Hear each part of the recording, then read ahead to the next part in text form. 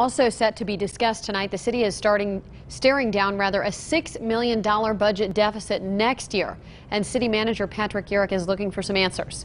Cody Sheaver joins us in the newsroom with details on the latest proposal that could affect first responders. Cody? Lauren, Patrick Yurick indicates me that the city will need to trim a significant amount of expenditures to match its current revenue, and some of those cuts may come from the fire and police departments.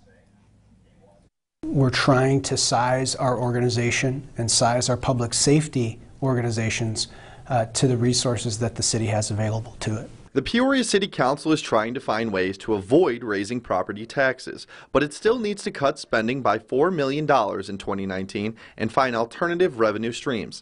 City Manager Patrick Yurick says to close the budget gap, the city is considering consolidating 2 fire stations into one and closing down 2 engines. We would move the fire fleet garage from its current location at Station 8 to Dries Lane.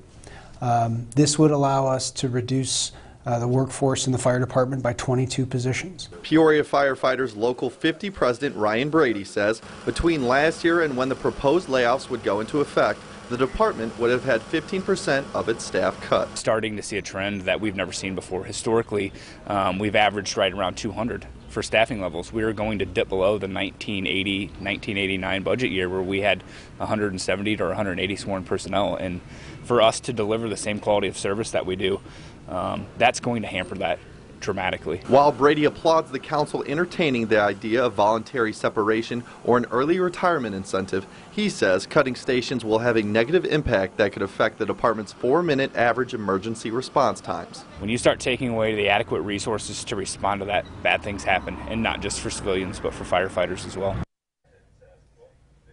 Now, the City Council is also looking into holding a number of positions vacant at the Peoria Police Department. Currently, the department has 16 open positions, and next year the department will only be able to fill 10. Lauren. All right, Cody, thank you. DeLon Dillard will be at tonight's City Council meeting, and we'll bring an update on WMBD News at 10 o'clock.